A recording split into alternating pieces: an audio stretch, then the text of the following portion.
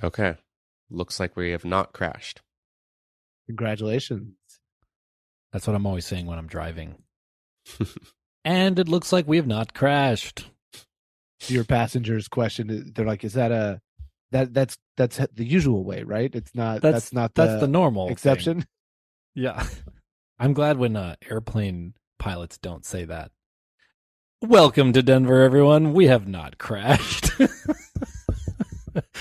Thank you for being a part of my first successful flight. What? Yeah.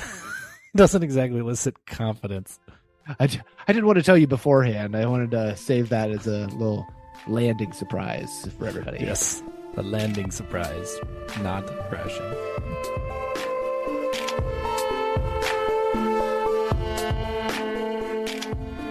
Hey, everybody. This is Solutions from the Multiverse. My name's Adam Browse. I'm Scott Maupin. And we have a guest with us. Do you want to introduce yourself, Andre? Hello, everyone. My name is Andre Stackhouse, and I'm the campaign director of Whole Washington, as well as a co-founder of Medicare For All Everywhere. Oh, my God. Awesome. Welcome to the podcast, Andre. Welcome. Thank you for having me. Now, you're bringing the solution today, Andre. Do you want to share what the solution is we're going to talk about? Sure. So I suppose without lingering on the problem too much, the United States has a sort of famously expensive healthcare system. It is not universal. So if you compare us to most other industrialized countries, they're achieving virtually universal coverage while paying considerably less. So that's the encapsulation of our problem.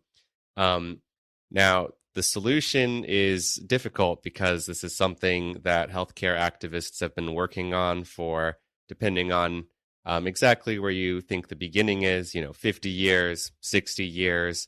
Most countries with universal healthcare systems got them around World War II, post-World War II, during Reconstruction, and it never happened in the United States despite many efforts. Can we go straight to the solution that you're doing, and then we'll walk back and figure out all this history? It's okay if they don't have the context. We'll fill in the context later. Sure. I'm going to ask about the context. Yeah, Scott's got a lot of questions. Yeah.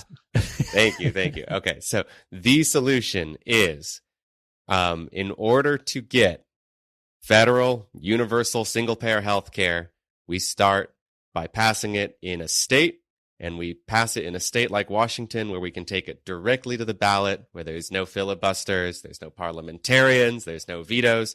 We just put it on the ballot and pass it. So now the questions begin. Go ahead, Scott. Go ahead. no, I need more. As per usual, I need more explanation. So what is the way it's set up now? Right now, in order to get Medicare for All passed, it's a national only game. Well, what I would say is that, we've had people working on this issue for a long time. And the sort of, when people think of universal health care for the United States, they usually think of Medicare for All, which is federal legislation. Mm-hmm. There's a, Bernie Sanders bill in the Senate, and then a bill in the House from Pramila Jayapal. And a lot of people, when they say, okay, well, how do we get this? They say, well, we need to get co-sponsors in the Senate and the House. We flip legislators, and then they pass the legislation, and we all have health care. So a totally federal strategy. So vote for your congressperson, and then that congressperson goes and advocates for it, or vote for your senator, and then that senator goes and does it in Washington. That does seem nigh impossible, especially in today's climate. Wouldn't we need like 60 Bernie Sanders basically in the Senate to do it? I mean, we need 60 people who said, yeah, let's do it. I mean, I think that there's a couple different ways to look at it. You can look at any legislation that currently has, theoretically a majority, but can't pass because they don't have that filibuster-proof majority. So maybe something like the $15 minimum wage is a good example. We haven't been able to get that through, even though it has a lot of support. And then if you look at something like Build Back Better, which was sort of the last push for, a major infrastructure package that included some healthcare. Initially, we were talking about lowering the age of Medicare from 65 to 60. We were talking about expanding it to include things like dental, vision, hearing. And that was at the beginning of the negotiations. By the end, almost all expansions to Medicare had been removed from Build Back Better. And so what eventually passed, was some very, very modest amount of drug price negotiation, I think, not even starting for years, maybe like 8-10 years. So that's sort of the state of the federal movement.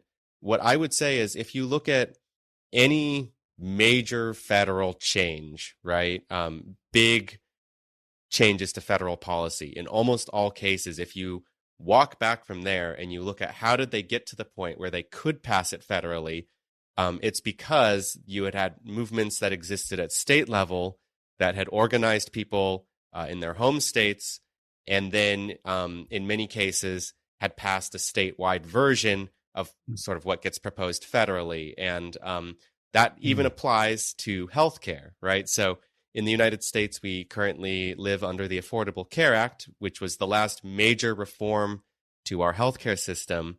But before it was called the Affordable Care Act and Obamacare, it was called Romney Care because it came from the state of Massachusetts. So it actually passed in Massachusetts. It was the law of the land in Massachusetts. Correct. Yes. Oh, interesting. So you're actually, in some ways, we're following the same, you're suggesting following the same strategy as the Affordable Care Act took. Go live in Massachusetts, then go live in the federal. Were there other states besides Massachusetts that had their own kind of medical regime? Not that I'm aware of. So Massachusetts was selected as one of the sort of better functioning healthcare systems. I think they had achieved 95% or higher coverage, and they were using an individual mandate system, which basically is where people are required to buy private health insurance, which then kind of lowers the cost because you have more people paying into it. It's an incredibly private model, right? So it's entirely based around private health insurance and requiring people to have that. But there's different ways that this kind of thing can go. So I would say Obamacare has a kind of mixed legacy. And if you look at Canada, we often talk about Saskatchewan, which was the first province to pass Medicare. And that eventually was expanded into the Canadian healthcare system, which is a universal single-payer healthcare system. And so, we basically think that the provinces or the states have incredible influence over federal policy. Saskatchewan is not it's not an urban province. It is not a liberal province. It is a rural and conservative province. And yet that's where their healthcare revolution began. And, when you talk about, the Affordable Care Act, right, there's an expression often used in activism, which is 2 steps forward, not 1 step back, right? So we are sort of taking stock of where we are after the Affordable Care Act and saying, what can we do to take this further and reach universal health care? So some people got coverage under the Affordable Care Act, and we want to simply go further by expanding some of these programs. So one of the major programs of Obamacare was Medicaid expansion, which many states, including Washington, chose to do. And the most recent state to do that is South Dakota. So South Dakota expanded Medicaid. Those liberals, all those liberals in South Dakota. Right. They're just radicals out there. Well, what's really interesting, right, is that in South Dakota, it is one of now 7 states that expanded Medicaid, not by a governor who wanted to do it or a legislature that wanted to do it, but because their voters needed health care. So they put it on the ballot and passed it. And so we saw a lot of really impressive victories just in the last election, including the Medicaid expansion in South Dakota, but also Measure 111 in Oregon, which was an amendment to their state constitution, basically affirming the right of all Oregonians to affordable health care. So when taken to the ballot, this issue actually does really well. It's been this incredible slog trying to get it through legislatures, right? Whether we're talking about the federal legislature or state legislatures, but when it's actually put on the ballot for voters, it tends to be very popular and can do really well. Forgive my lack of being familiar with it, but in a single payer healthcare situation, are private insurance companies no longer a thing? Do they basically go extinct? So what I would say is when we say something like single payer healthcare, it's a term that I sometimes liken to something like, say, democracy or capitalism, right? Which is to say that there's sort of a theoretical sense of what it is, right? A textbook definition. And then there's the real world, which is messy and a little bit more nuanced, right? So in Canada, there is still some amount of private healthcare spending. But not nearly to the extent of the United States, right? The vast majority of people get the vast majority of their care paid for by the Canadian government. So it depends on how you implement it.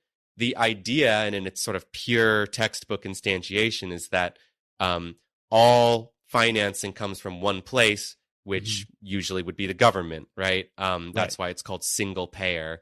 But in reality, most of these systems maintain some amount of private insurance, but the most important thing that we're trying to remove is sort of the financial, like the need to have a certain kind of financial status to receive care, right? So in the case of whole Washington, right, all point of service costs are removed, right? So there might be different ways in which you're paying into the system through taxes. But at the time that you receive the care, you're never given a bill, right? So you never don't have enough money in your pocket to go get health care. I always wondered why it wasn't more of a state by state strategy, because, with gay marriage, state by state strategy led to a kind of groundswell that then emerged as a federal, then it kind of became a federal thing. Same thing that a lot of people believe marijuana is on that track, state by state legalization, and now we see a groundswell, and then Biden just pardoned a bunch of marijuana possession people, and also I think asked the Justice Department to deschedule marijuana, although that hasn't gone through yet. But I feel like there's such an awesome sort of snowball strategy there. And with Medicare for All, something that Scott and I have talked about on Solutions multiple times, and as a solution people are probably all aware of, is this idea of Medicare for All, although still with questions. It was always like this: shoot for the moon, shoot the lights out, get Bernie Sanders as president, and then somehow get clone him in a vat of goo and make 60 more of them, and then have them all be elected senators. And it was this kind of like thing that's never. I'm just thinking that's never going to happen. Like what? Why are we going for this huge shoot the lights out strategy when we could do this state by state strategy? Yeah, so I mean, I think that we can have multiple solutions in this episode, and so the solution here in Washington is put it on the ballot directly, right?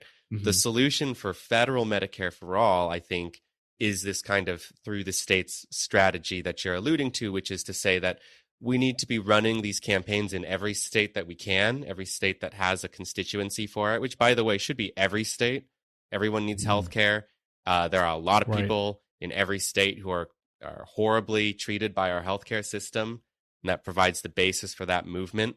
That's sort of the work of Medicare for All Everywhere, is the idea of there are a lot of these movements in different states, whether we're talking CalCare, New York Health Act, whole Washington, Colorado.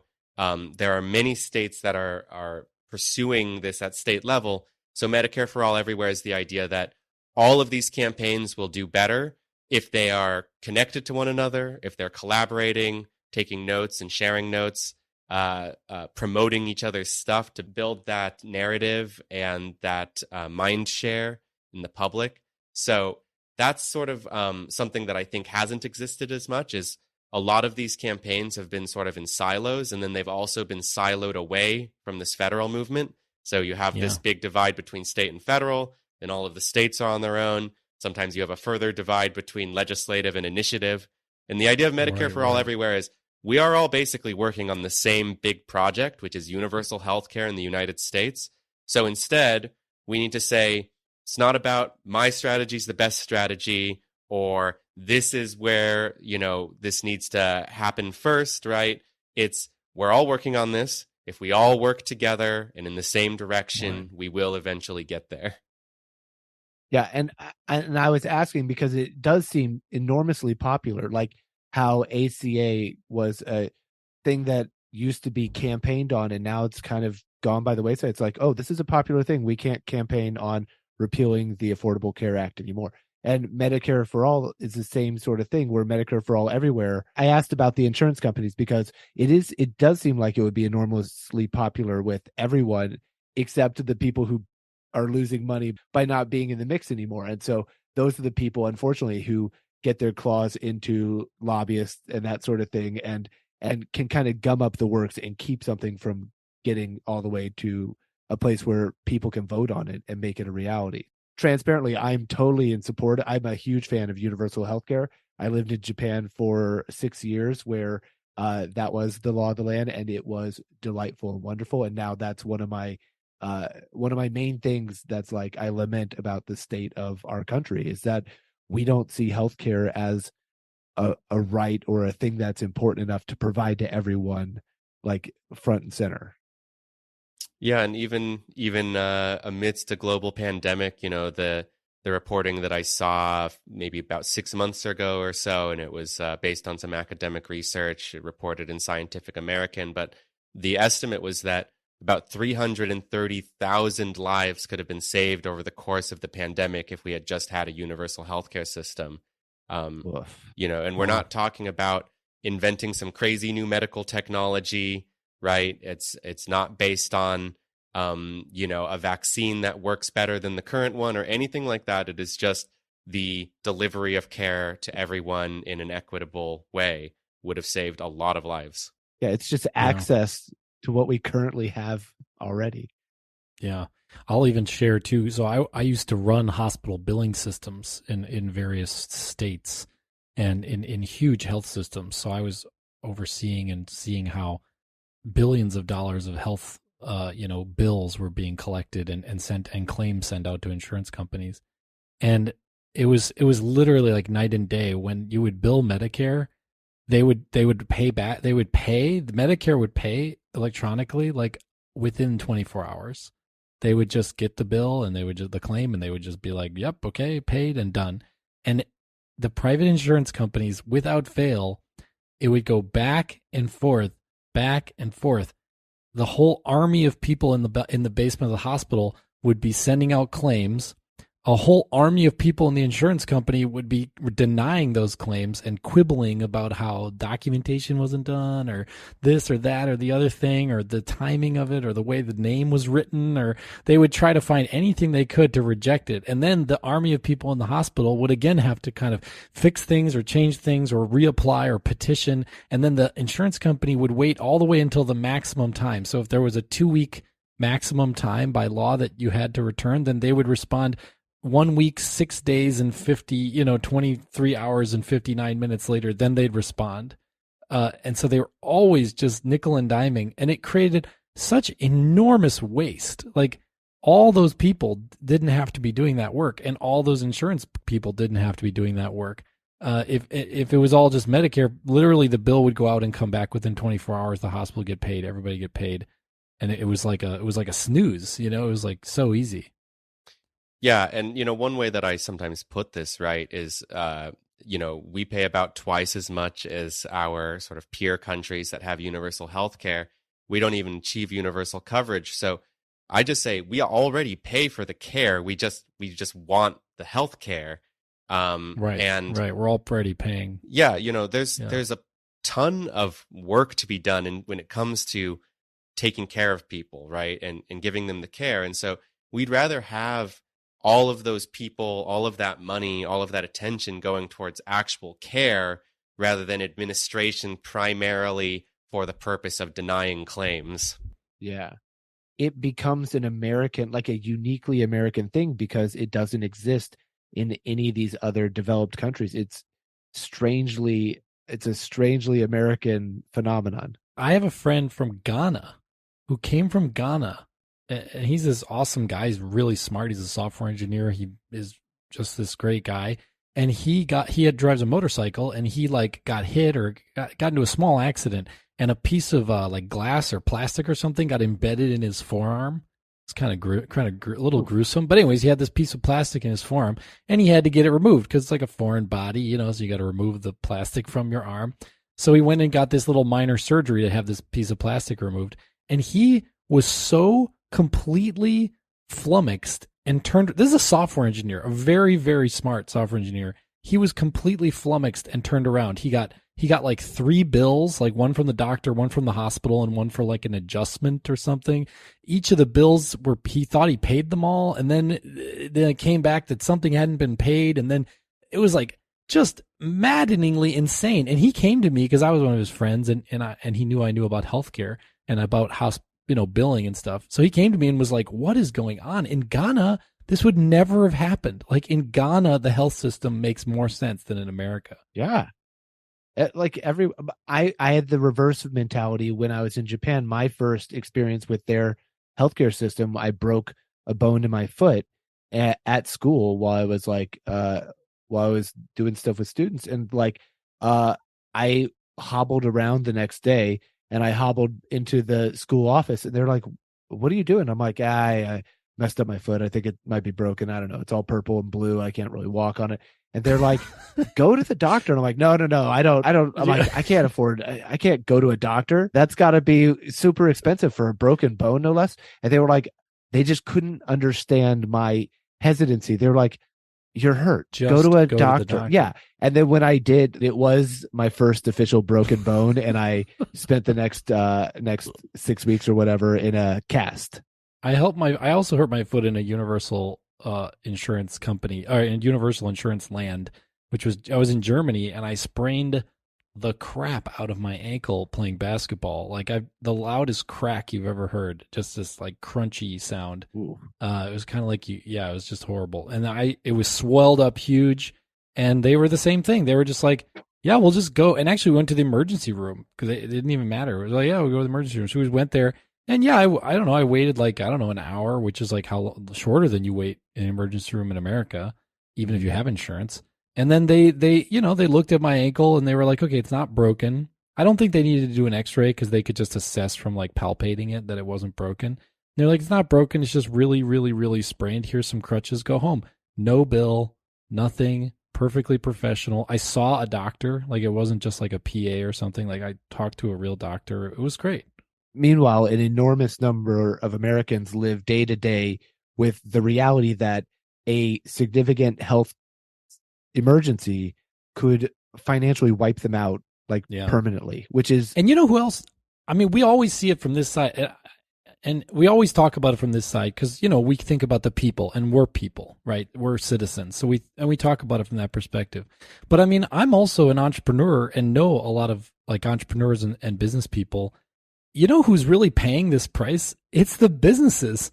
The businesses pay these exorbitant premiums as an employment perk, right? So you go and get a job and then you get health insurance. That's because your employer pays the premium, which means it is the citizens. And obviously I care about the people getting their health care, but it's not just a completely sort of left-wing, like anti-business proposal to say, let's cut all these costs in half and let the taxes be done, let it be all done by the government centrally. It would actually reduce enormously the burden on business financially. It would be, in a way, one of the biggest handouts to business ever made would be to make this policy. It's never framed that way, right? But it actually would be a huge handout for them because they could the next day stop providing health insurance, but they wouldn't immediately raise everyone's salaries.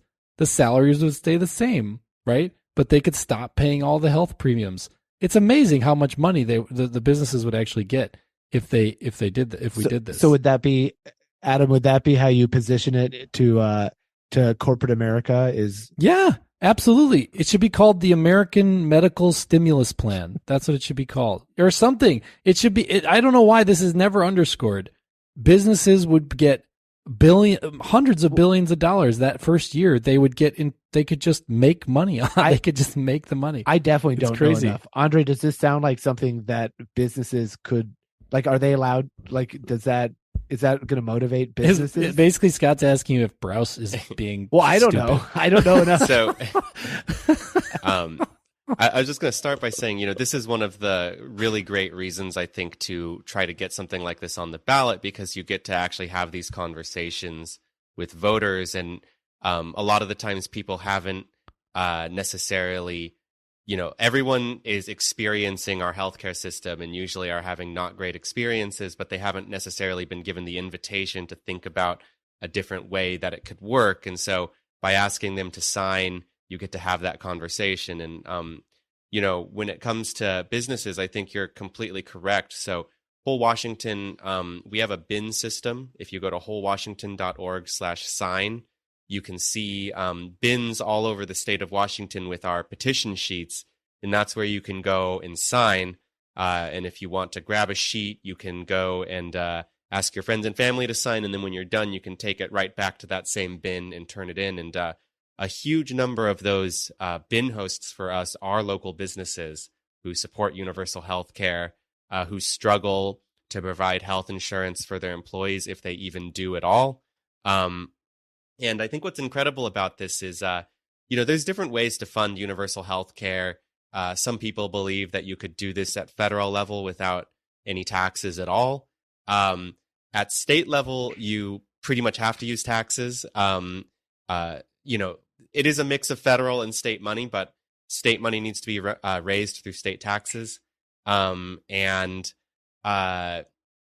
so, we have to work within Washington's tax code, which is actually often considered the most regressive tax code in the country. A little bit surprising, yes. But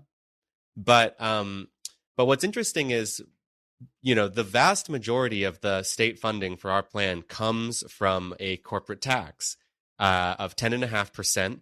They can deduct up to 2% of that from employee payroll. And what's crazy about this is that's providing the bulk of the funding, like 80% or more. And right now, the average employer pays 12% for the healthcare costs, and some are paying considerably more because that's the way an average works. But yeah, the fact is, the health insurance industry and sort of the healthcare lobby is very good at pushing these costs around and hiding them, and there are very few people that are getting a good deal from this, and businesses, generally speaking, are not one of them.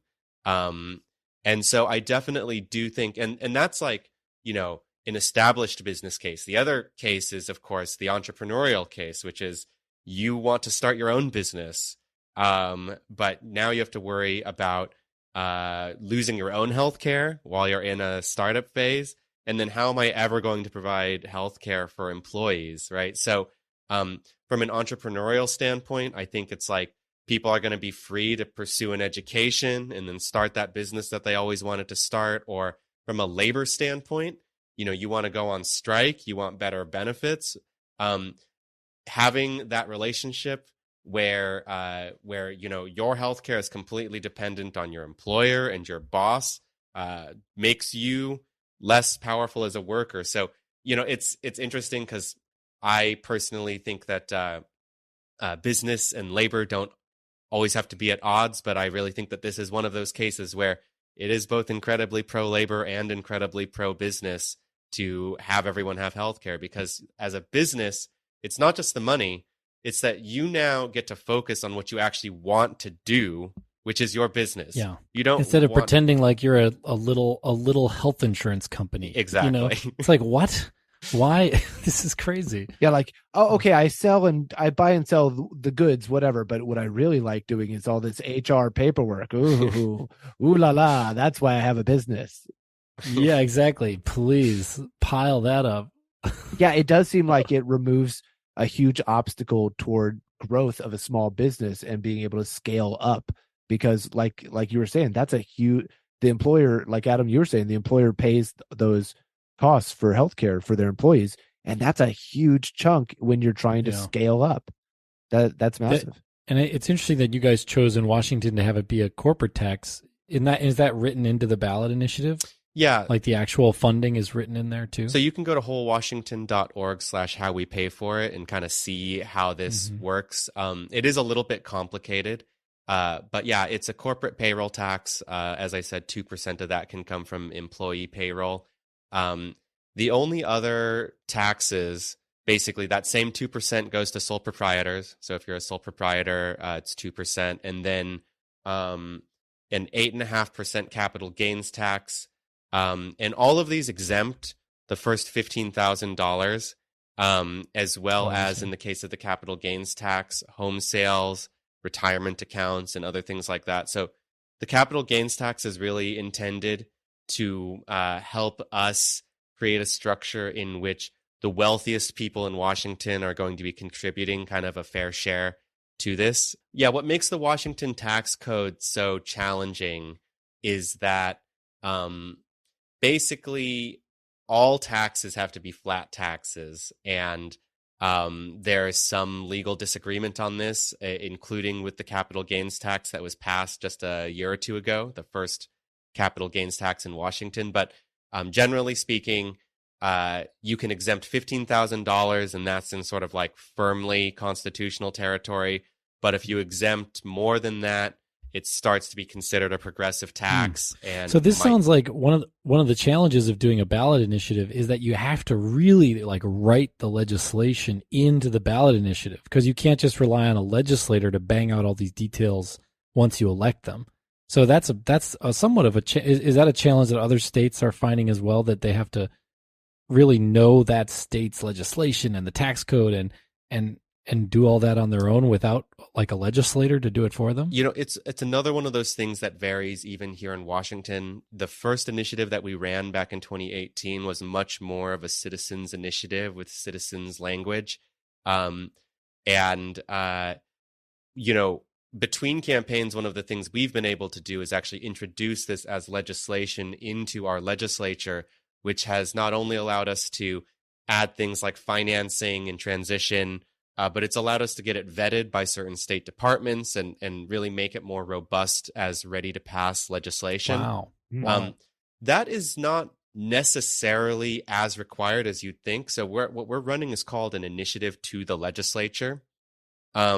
And I would say that basically the less prescriptive you are in the initiative, the more leeway you give to the legislators. And that's one of the reasons in which we actually wanted to make this very robust and prescriptive legislation. There is still a lot of room, actually, during the implementation process. We do delegate a lot of this. Basically, we create like a state department that oversees a lot of this. It will run several committees to make sure it's seeking input from things like providers and citizens and different constituencies. And a lot of the details will be worked out. The taxes are mandatory. But, you know, in Washington, I think we really put an effort down to creating like a, gold star single payer legislation. I know that California was similar, although they didn't have the financing until the last minute as sort of like a companion bill. In other states, they've chosen to go in the other direction, right? So in Maine, they were running it more as like we are compelling the legislature to create a universal healthcare system, and it has to cover everybody, and it can't bankrupt us. But, you know, other than that, it's up to you. In the case of Vermont, that's the only state where this has ever passed, and there are people who will tell you that we tried this in Vermont and it failed, and that's why it will never work. That's not my takeaway from that story. But in Vermont, it did pass without financing through the legislature. Yeah, I was going to say I don't know that story. Yeah, so it passed in maybe 2014 or so. Bernie Sanders is a federal legislator, but he was supportive of it. The governor was kind of creating this as a key campaign issue, and he won, and the legislation passed, and everyone was excited that it was going to happen. But once in office, it was okay. So let's figure out how we're going to pay for this. And then they say, well, we'll tax this, and those people say, well, we don't like that. Oh, well, we'll tax that. We don't like that. And then next election is kind of looming on the horizon. Everyone's feeling a little nervous, and it becomes easier to just let it not happen. And so it was passed but never implemented. So there's sort of this tension where the taxes are always the least popular part, right? And so some people say, look, just leave the taxes out. pass it without the taxes and figure them out later. I would say that creates a liability at time of implementation, right? So we don't know ultimately how this is going to succeed, right? If it will be in the more, values-based way and the details kind of get worked out later, or if it's going to be like we really put forward the exact details and we're not negotiating, and that's what becomes law of the land. We have basically always taken the stance at Whole Washington that the more detailed and specific we can be, the more we can vet it, the more meat we can put on the bones, the better, because ultimately that is what needs to happen, right? Is like all of these details need to be figured out, and some of them can maybe be kicked down the road, right? You can say it's cart before horse because we don't even know if this thing is going to pass yet. But in our opinion, the more complete the bill is, the faster this is all going to happen and start getting people health care. So a complete victory for Whole Washington, would that look like having the ballot initiative show up on the ballot for everyone in the state to vote on, and then presumably they achieve it and you can go forward like independently as Washington's Medicare for All Everywhere, like just in the bounds of your state? Am I doing that chain right? Yeah, more or less. I mean, what I would say is, Washington would have, let's say we get on the ballot and we pass, right? There's a couple years of transition that are specified in our plan of how that works. There are a couple of waivers that we would apply to receive from the federal government that help us sort of unify federal programs and federal money with what we're creating at the state level. And then, when it comes to Medicare for All Everywhere, the idea is that if we have achieved single payer in Washington, right, well, we would still have a bunch of federal legislators that we would want to lobby to support Medicare for All and do our part to make it happen federally. But the other thing is, helping expand this movement to other states. So some states are kind of just getting out there, maybe for the first time, trying to create something at state level. Other states have maybe tried a couple of times. So we always want to share our knowledge from what we've learned, whether it be policy or organizing strategy. But then the other thing that I think is going to be worth discussing a lot more in the next couple of years is actually creating sort of regional healthcare plans that go across state lines. So I mentioned, for instance, Measure 111, which just passed in Oregon, which is not a healthcare plan. It's a constitutional right to healthcare. It hopefully results in an implemented single-payer healthcare system in Oregon. But Oregon is right there next to Washington and California, and you can imagine if we were to link state plans together across those state lines, you would achieve even greater sort of unification, greater economy of scale, greater savings. If we were to create a West Coast healthcare plan like that, that would be the sort of program that could have enough economic power behind it that it could be expanded to the rest of the country, or it could be enveloped into Medicare. There'd be different options, right? But the point is that the further we spread this, the less there is to go. Yeah, because that's what I was trying to get to. Selfishly, I'm in California and I want this for me. So I'm like, it starts in Washington, but then once you achieve a healthcare utopia, will you deploy like divisions of doctors to other states to help to just give them extra healthcare? But yeah, put it into Oregon and then California, make a Pacific States Alliance. I'm down with that. I would be way down with that. And I'll just say, that is the work of Medicare for All Everywhere. We've only been around for about a year. And in that year, we've actually organized trips to both Maine and Washington, where we sent volunteers who wanted to work on these healthcare campaigns, and they helped gather signatures. They helped with these events. So, just because we live in a state, right, doesn't mean that our impact has to be limited to that state. And, there are campaigns all over the country that we can work on and work together on. And so whether it's over social media or hopping in a plane to go and work on the ground, there are always ways in which we can treat this as a national sort of movement of movements and make it a reality. Yeah, I pulled up after you said whole Washington. I pulled up wholewashington.org/get-petitions, and I was expecting to see some like locations sparsely in the state, but there are so many places just stacked. Like it is full of places. How awesome is that? So you need to get on the ballot, you need to get a bunch of signatures. Like, how many signatures do you need? Yeah, we set the goal initially of 400,000, and then the Secretary of State later put out a recommendation of 405,000. Really, what we need is 8% of the votes that were cast for governor in the last election, which comes out to about 325,000. But then they add a buffer to account for invalid signatures. So that's where the additional, 80,000 or so signatures come If somebody from. just like writes an X and burns a cigarette butt into the signature, then that doesn't count. No, yeah, there's lots Needs of a good, reasons. solid signature. Do you guys bring quills? I feel like if you had a nice quill and inkwell, then the signatures would be these sort of fantastic, calligraphic.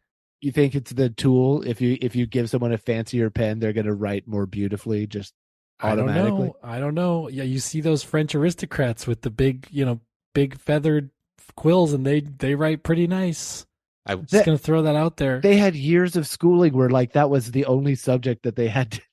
I think you're just anti-quill, Scott. I'm anti-quill. What is with your anti-quill agenda? Am I anti-quill or am I pro-bird? I don't know actually if you have to hurt a bird to get a quill. My quill knowledge is very low. No birds were harmed in the harvesting of these quills. Is that even possible? I don't know. I guess if the bird dies of old age, they drop then you feathers. Can ethically. What are we talking? Why pick up the feathers that. This is what the episode is about, Scott. It's about getting signatures for whole Washington. Those signatures are, he just said, a whole bunch of them are going to be invalid if we don't get proper quill and inkwell technology into the hands of these volunteers. You're just making me angry now. You're just being obtuse. Now, Andre, Washington's already got my jealousy because my understanding is you get automatically registered to vote in your state as soon as you turn 18. Is that right? No, I don't believe that's the case. Never mind then. I'll edit that right out. Fake news. Boom. we do okay on certain sort of pro-democracy things. The big one being we have been a 100% mail-in ballot state for years.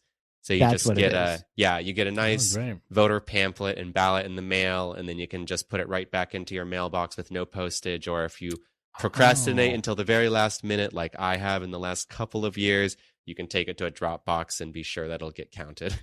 But then when COVID hits, that sets you up very nicely for not as difficult of a transition to vote by mail because you're like, that's already our setup. Nice.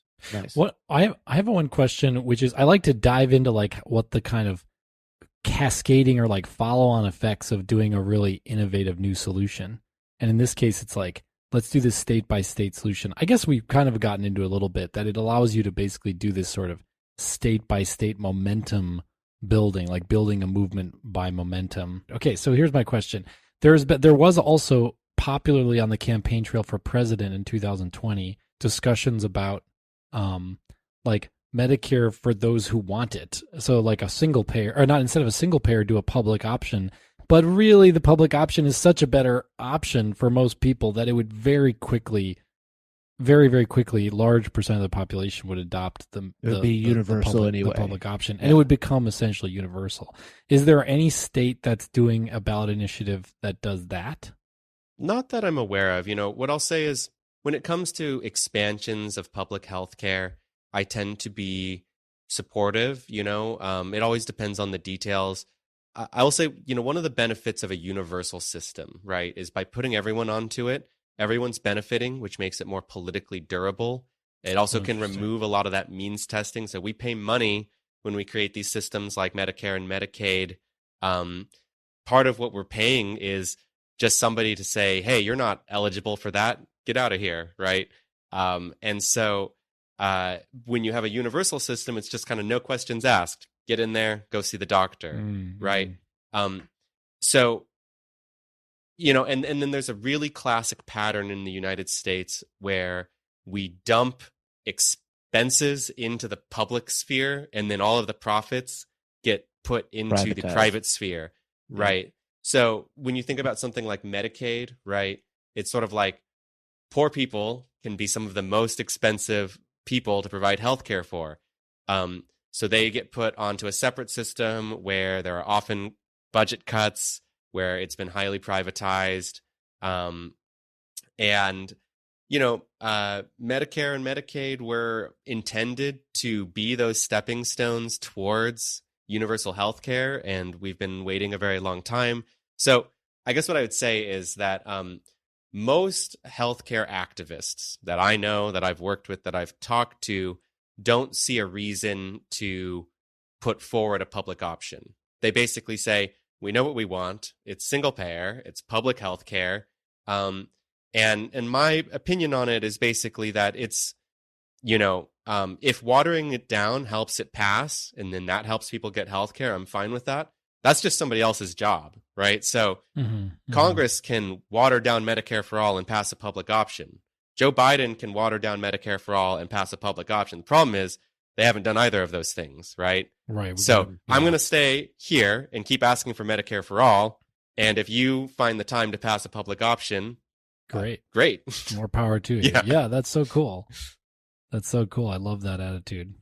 All right. Should we wrap it up, Scott? Yeah. This was a fantastic solution that Andre brought for us. State by state strategy of achieving Medicare for all. Yeah, I'm always going to be in favor of universal health care. So this is very exciting to me. I'm on board. And I just love the parallels with the successes of the marijuana and gay marriage movements. I just love that. I just in my brain, I just see like a bunch of dominoes, and then like you see the dominoes starting to fall, and then all the other dominoes fall. I just love that.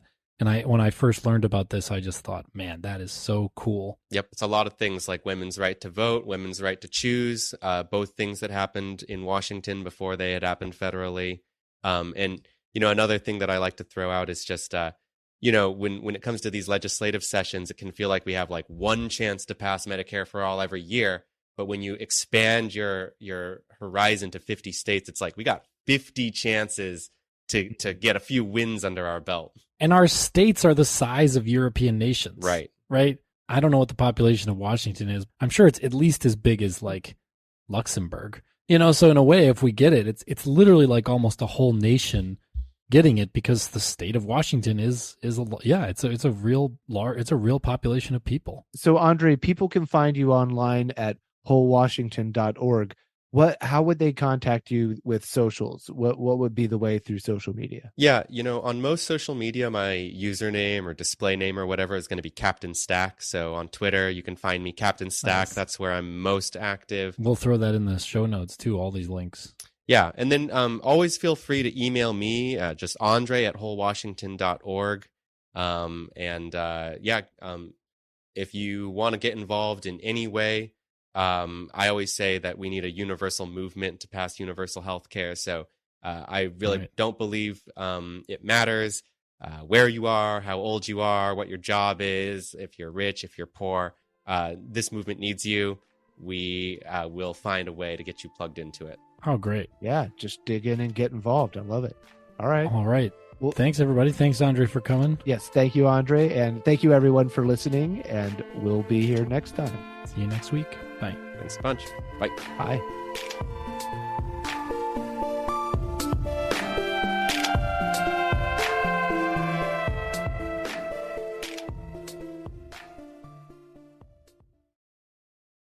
Hey there. Thanks for listening to that episode of Solutions from the Multiverse. Yeah, we're back with a little after roll. Hello. Hey, after roll. Roll that after roll. So basically, we want you to subscribe. Yeah. And rate and review.